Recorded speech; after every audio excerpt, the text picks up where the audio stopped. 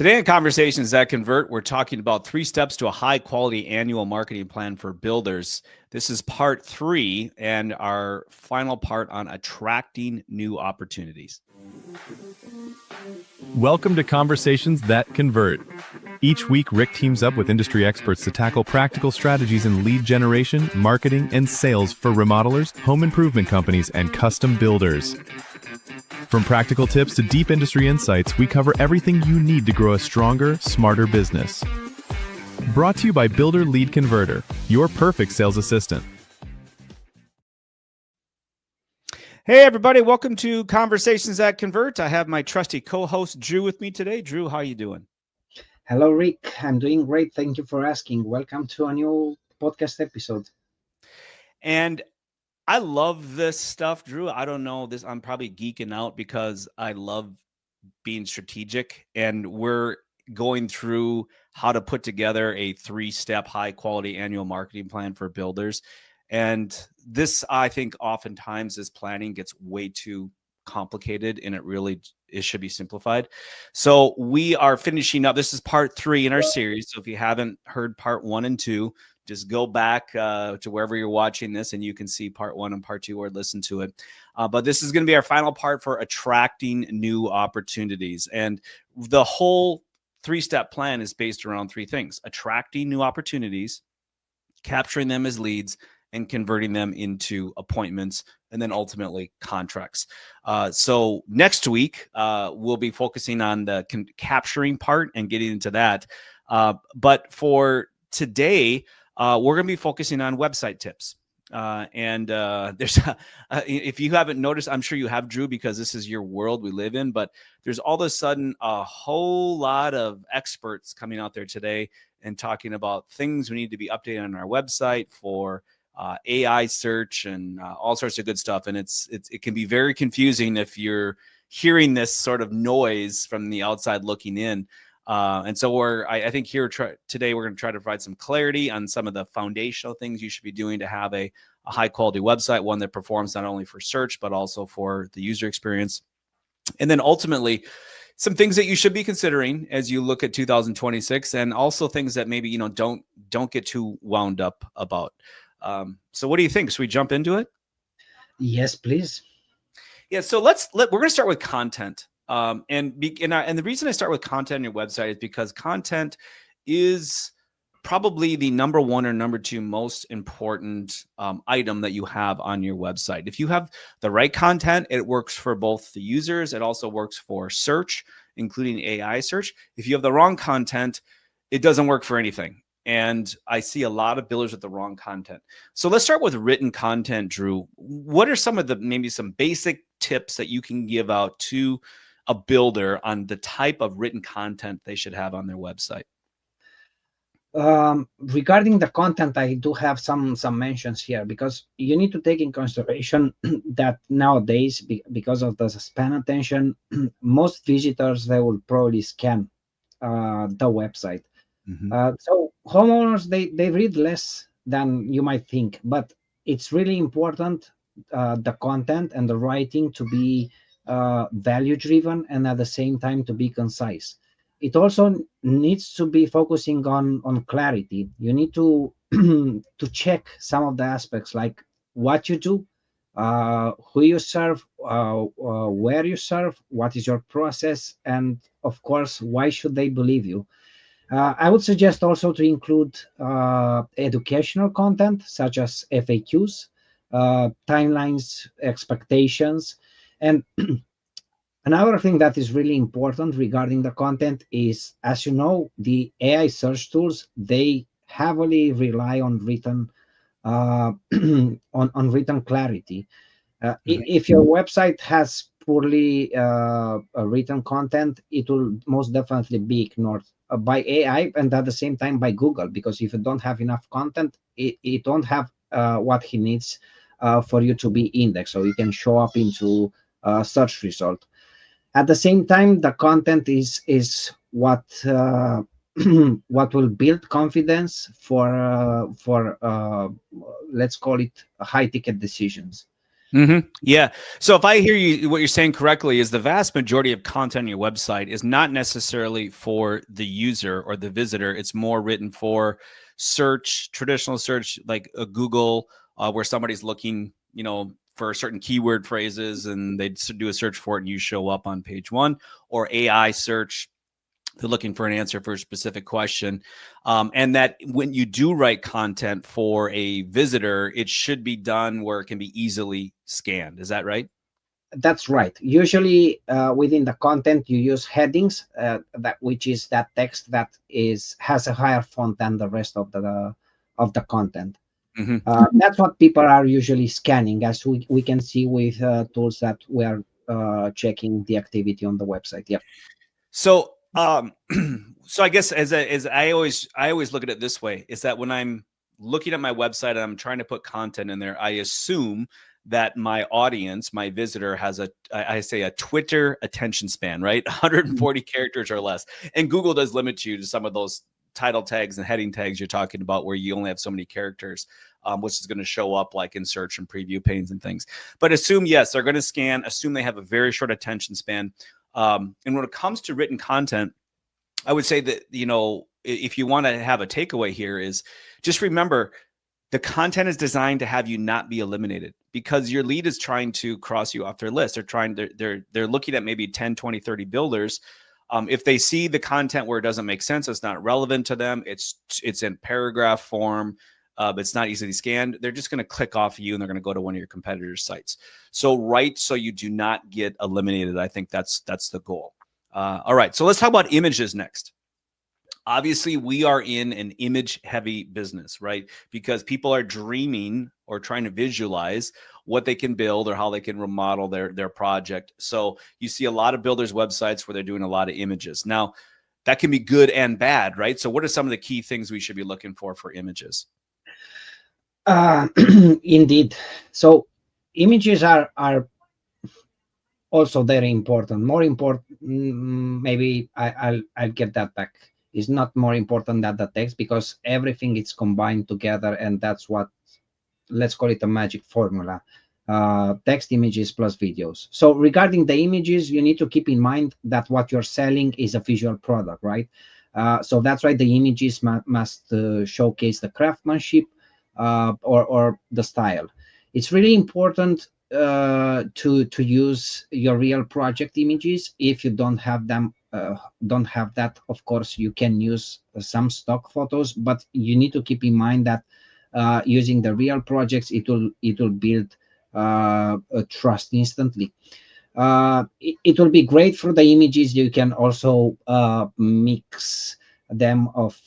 mix of wide angle shots, detail shots, and what I believe is really, really important to have before and after images, because you can do magic with those type of things. Also, it's important to optimize the images, because that will make your website to load very fast. And keep in mind that the longer it takes for the website to load, the higher the chances of the person that is trying to visit the website is to bounce, not to wait. Mm-hmm. And also you're going to be penalized on search as well, right? Because Google sees that you have a slow loading, a low performance website. That's going to knock you on search rankings. Yes, definitely. If you have a slow website, that means you'll have a low number of conversion for sure. Yeah. So just to recap, I think what you're saying here is images. Number one, you want to have a high resolution image, but it also needs to be optimized for load speed. So very, very important. You don't want to have something that's pixelated. I would say right now, guys, if you have iPhone images on your website, get rid of them. Because having low quality images, or if you have old projects, something that is showing trends that are no longer applicable in the marketplace, that will hurt you as well.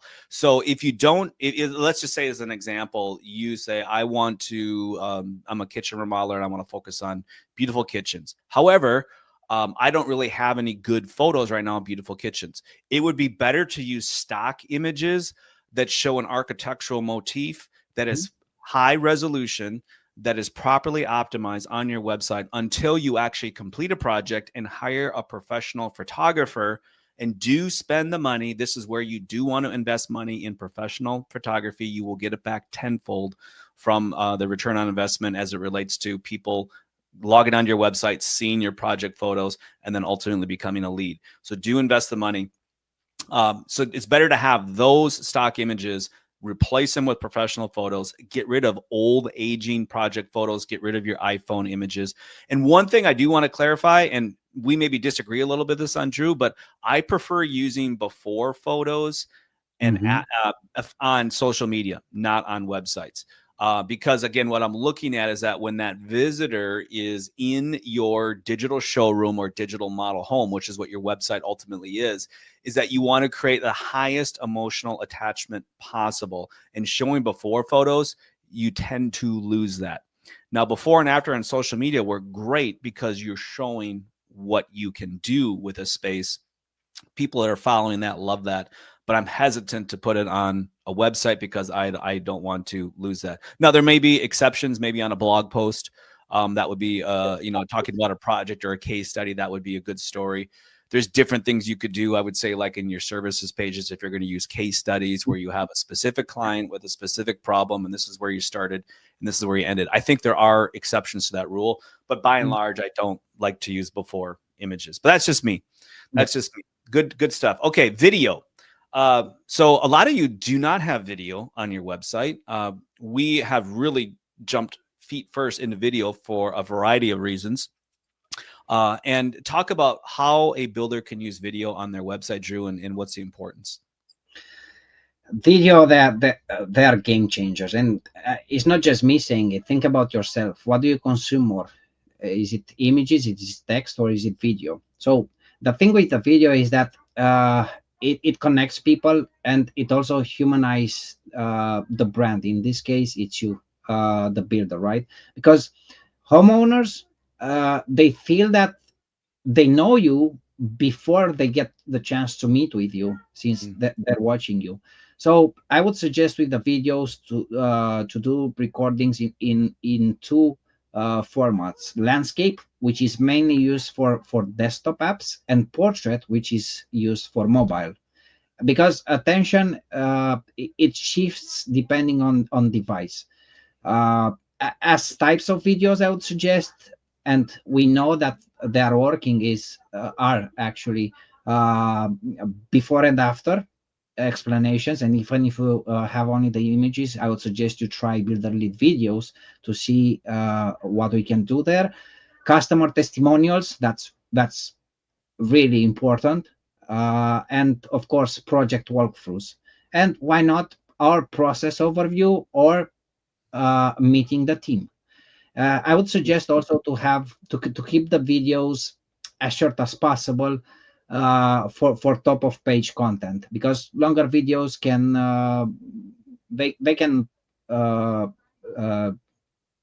can be live in the portfolio, or into the gallery, or for social media. Video placement above the fold, it will also increase time on page, and of course credibility at the same time. Yep. So let me just summarize what you said. So I think that one of the terms we use a lot, short form videos. Yeah. Right. Short form videos are typically somewhere between 10 seconds to 60 seconds. There's a certain format that you use for that. When you talked about doing the horizontal versus portfolio, that's pretty much just desktop versus mobile. What we find when we look at analytics is most builders, if you're running ads, you probably have a 60-40 or 70-30 mobile to desktop visitor, because most ads are seen from a phone, and that's where then the lead comes from, is using their phone. If you are not running ads, you're probably closer to a 50-50, maybe 60-40 desktop to mobile. So just as a side note there, look at where your visitors or how your visitors are viewing your website, and that's where most of your videos will need to be optimized for. Now, with that being said, what Drew is talking about above the fold is that in the so when you open up a page, before scrolling, that's where you want to put the video. And what we recommend is that you use YouTube, where you can embed the video or put the video, host a video on YouTube. So you upload it to your YouTube channel, and then you take the embed code, and then there's a specific way you can put it into your website. Does a couple of things. Number one, you get some analytics from YouTube, right? So you can see how often that video is being played, for how long. Number two, it allows you to not put a load on the performance of the website, right? So the video can load very quickly in a place versus hosting the video on the website. But you're right, it is a game changer. It adds a human element. There's so many different things you can do with videos. And if you want to see again what we can do with just a couple of project photos, is go to builderleadvideos.com and request your free video. We'll create a custom video for you, so you can see how amazing it is what you can do with AI today, and videos. So I guess what I want to do is I want to just end this here with a tip. But assume your lead will not scroll when they're on your website. So keep your most important content above the fold, what Drew was talking about, on your desktop, and then make sure it's stacked properly for mobile. Because what happens is a website is built when it's optimized for mobile, things are going to stack. So they're going to be more vertical. So again, keep the most important things on top, so you have to scroll less. Videos should be optimized, like as Drew has mentioned, for both desktop and mobile. Very important tip. So let's switch over to format, Drew. And format, I'm going to, I guess, open this one up, because I guess what I see is sort of the biggest sin with builders' websites is that the website is very builder centric. So what I mean by that is that the builder has built a digital monument to themselves. So the website is all about them. And what happens is when the lead comes to your website, they are looking for specific types of information. They cannot find it. And so as a rule of thumb, what I always look at is when you're building a website and putting the content on there, is that the site is for the lead. So you want to have a lead-centric, not a builder-centric website.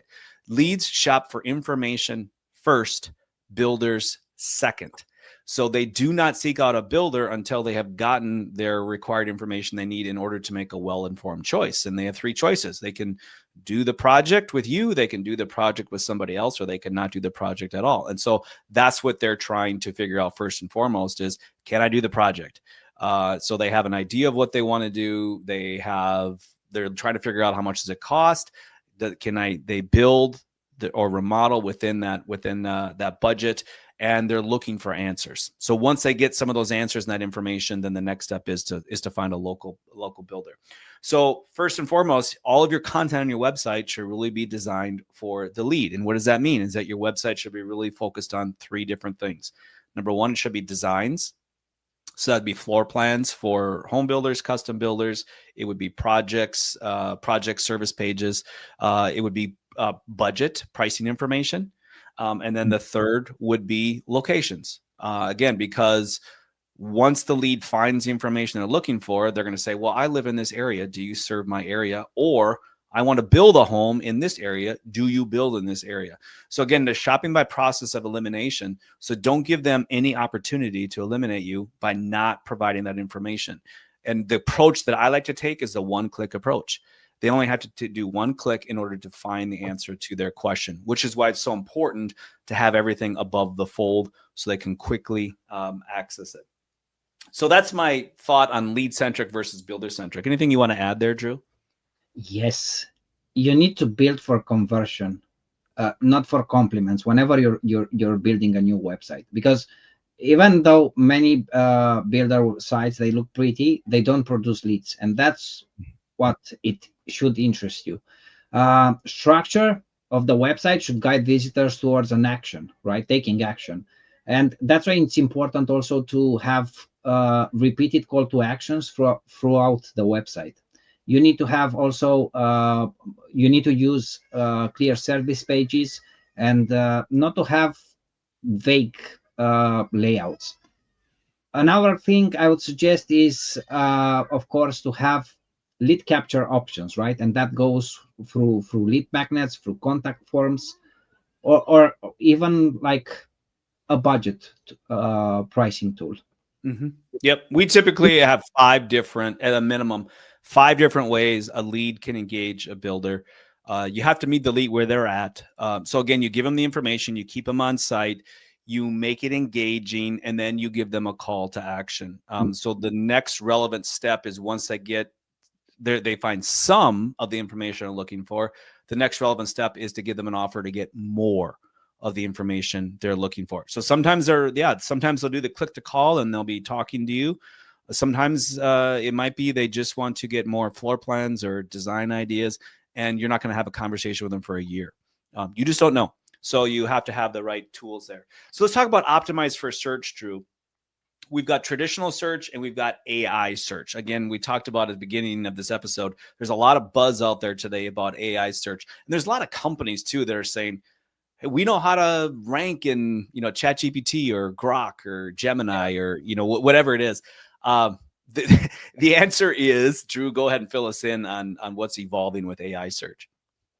Okay, yeah. So I guess we should split how you can optimize for search into 2 ways, right? The traditional search, which is SEO, and the AI search, which is GEO.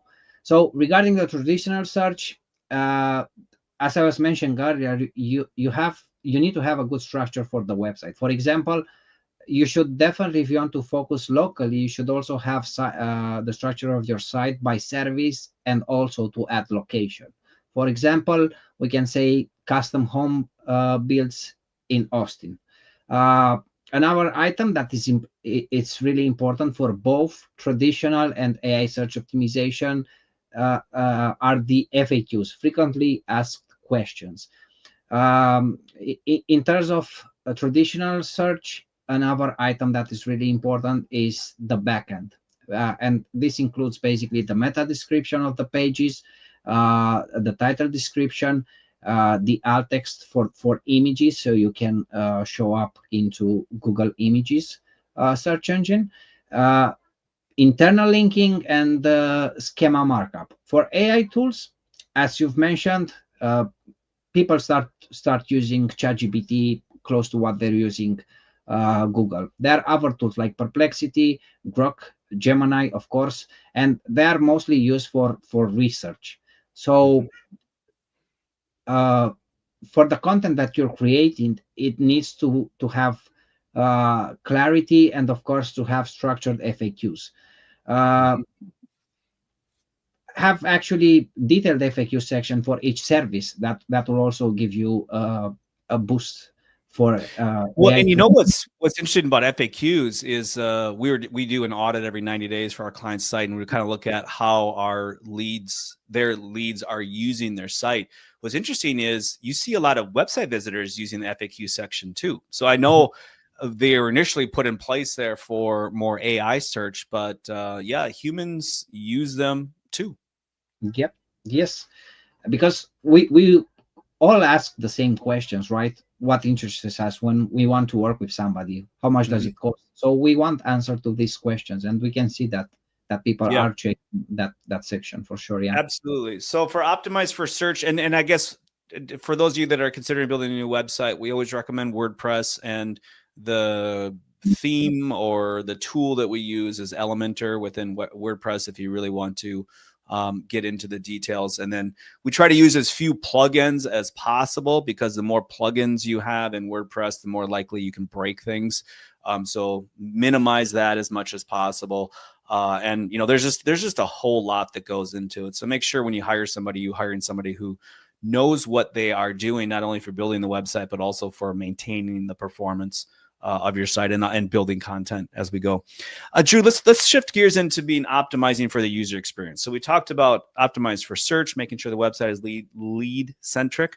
But when we're talking about building a website and optimizing it for the person that's actually using it, what are a few things that we should be watching out for?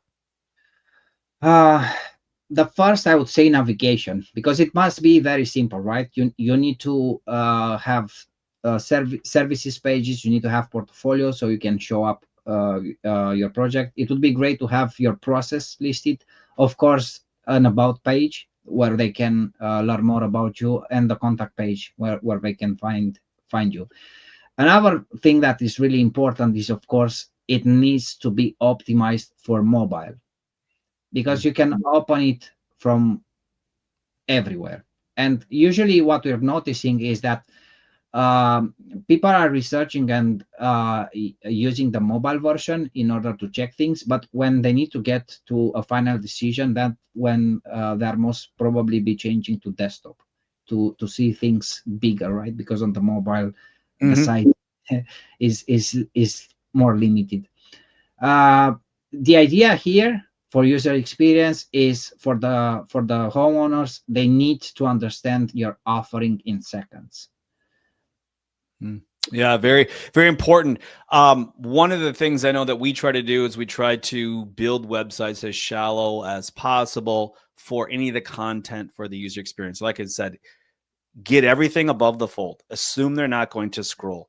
Another tool that we like to use a lot just to look at the how people are using a website is Microsoft Clarity. It's a free tool. You can install it on your own website, and then you can see things like what pages are being viewed the most, where your website traffic is coming from, rage clicks, which is interesting, right? Because people think they can click on something, but then they can't click on it, and they click like 50 times. So it'll record that and say, hey, look, this item right here, you should probably put a link, because people think there should be a link there. So that's very important things that we look at. And then every 90 days, we look at all that data that's produced and say, oh, look, this particular image or icon, people think they should click on it because there's a bunch of rage clicks there. Okay, so we can change that and try to, again, improve that user experience. But I would say the tip here is your web designer and developer, that should probably be two different people. What we have found in our experience is designers are great at creativity and formatting and structure, that sort of thing. And then developers really make the site perform. They should know where and how to implement text for the user and for search. So FAQs, as we mentioned, they work well for both the user experience and AI search. So important there.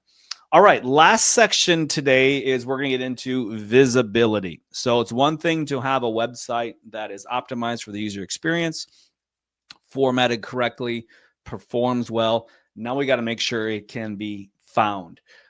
So Drew, give us a couple of tips here for SEO basics. What are some of the things that a builder should be looking at, just from a, we can get really deep in the weeds with SEO, or GEO here. So let's keep it high level. Yes. I guess since we're talking SEO, you need to keep in mind that it remains the top driver of qualified leads. After referral, SEO is the channel that is going to bring you the highest number of qualified leads. In terms of what you must have, you should definitely include location pages, service area maps, and of course to add keywords that people are searching for. And you need to check the intent of those keywords, because adding to it, Google also values reviews, local citations, and of course to have a business, a clear business category. And you need to keep in mind that SEO, it compounds over time, so it's good to start early and to maintain it. Yeah, there's a lot. So and that's why you need to have a competent website developer who understands SEO, because there's a lot of the basic things that need to happen as the website is developed. You want to launch that site putting your best foot forward. You want to make sure all the pages are indexed, so again, Google can find them. That doesn't happen automatically. You need to make sure that is done properly. If you have an existing website, to make sure that the link structure is left as complete as possible for the new site. In other words, you don't have broken links when you move it over. There's just a whole bunch of things that you need to do properly, and we have seen it all. We have seen just a lot of issues here. Hacked websites that get 16,000 malware pages. Where some guy's got a website and he's got there's hacked pages with e-commerce being sold for something in China. I mean, it's crazy the stuff that happens out there. So make sure you have somebody very competent there doing that, and they do the basics right, because that's your foundation. And then when the site goes live, then you can stack on top of that and continue building on top of that to help you with SEO and also GEO, which I guess the one thing that's new go into 2026 is that, yes, most of your consumers are doing a combination search with some sort of an AI search, like a Chat GPT or an AI assist, like with I think it's Gemini and Google. There's other AI assist engines. Bing obviously is Chat GPT, combined with a traditional search. So they're using both. So you want to have the website structured for both when it comes to base level SEO. Okay, so the next thing we're going to talk about is free referral platforms. Tell us a little bit more about how we can optimize those. I love the word free, and this is something that a lot of people overlook, but there are 3-4 primary platforms out there that you can put in place where you're going to get a lot of traffic. Yeah. The most important, of course, it's Google Business Profile. It can be more important even than your website for initial discovery, because Google would definitely be having the Google Business Profile on top of the search engine result page. I would suggest to include weekly posts or at least monthly posts, and to add regular photos, and to ask for reviews for Google. Another one, of course, there are the social media pages, right? Like Meta, Facebook and Instagram. Why not LinkedIn, and why not Pinterest, depending on what you do. And keep And in why not mind, YouTube, right? and of course, yeah, YouTube for sure. Yes. Uh, the thing with the social media pages, you need to keep in mind they're considered like uh, a third-party validation, because people, when they're researching for who they will want to work with, they will check these things to see that you're active and you're not just a ghost. I believe a third option of free platform that you can use, and it's really important, is the house platform, because that's where uh, people will search for. And we're Builders not and talking House Pro paid, just the free House platform that any builder can get. Yes, definitely. This I believe is still a strong referral channel, at least for remodeling and for design-driven projects. And of course, you also need to optimize it the same as you do with the Google Business Profile and other social media platforms. And most probably, using House is to build trust, not necessarily to get leads, but not, it will bring you leads too. Yeah, it will. Right. And the trust there is because House also has a review platform. Mhm. Those reviews get aggregated under your Google Business Profile. So if somebody finds you through your local search, like, hey, I'm looking for a custom builder in such and such an area, and your Google Business Profile pops up, they'll be able to get a link right there to your House reviews. And that also will add some authority to your Google Business Profile. It goes, a lot of times they go by reviews, your average review score. Then obviously, how are you responding to those reviews? Is your profile optimized? There's a whole list of things that you go through. But I'd say that the tip here is, and I look at this as like, optimize your free referral sources. You're exactly right, Drew. Is like your Google Business Profile. A lot of times that is the primary driver of the highest quality search traffic for a builder. Is that somebody who lives in that local market? They're looking for a local builder, and they're going to find your profile, and then they'll come to your website through your profile. Your website structure obviously is very important. Your content, and then what your lead. Make sure that it's lead centric. Give your lead offers first and foremost. Start with those. Once you've established that your site is converting, then move on to enhance GEO. As well as you can get into paid ads, paid social. So a lot of times builders will start with paid ads, paid social first. They haven't done some of the basics, and you spend a whole lot of money. You get very little return on investment for that. You want to graduate to that, work your way up, because when you start paying to play, even if you have everything optimized, it's very difficult to get high quality leads off of paid social and paid ads. But if you're not optimized, it's nearly impossible. So do the basics first, work your way up, and then you can move into paid ads, paid social. And what'll happen is that you'll be getting leads from your past leads from database management. So you're re-engaging cold and aging leads. You're getting new leads from SEO, GEO, as well as direct traffic, people that are already aware of you. We find that 20 to 25% of the monthly traffic to a builder's website is return traffic. Very high quality people. So you always got to be ready for those return people. And then you move into, okay, paid social, paid ads, organic social. And even if you're doing organic social, Drew, I know you've talked about this, is that you should be boosting at least weekly to really get the most out of it. Even if you have a large following on your page, you got to boost weekly to get your posts visible. Otherwise, there's only a handful of people that see them consistently. All right. So hopefully that was helpful for you. Thank you so much for joining us today. If you would like to have us help you again with scheduling your strategy call so we can help you attract, capture, and convert high quality leads, go ahead and click that link right below here. Be happy to talk to you about your particular business and if we might be able to help you get to the point where you too can pick and choose your clients and jobs.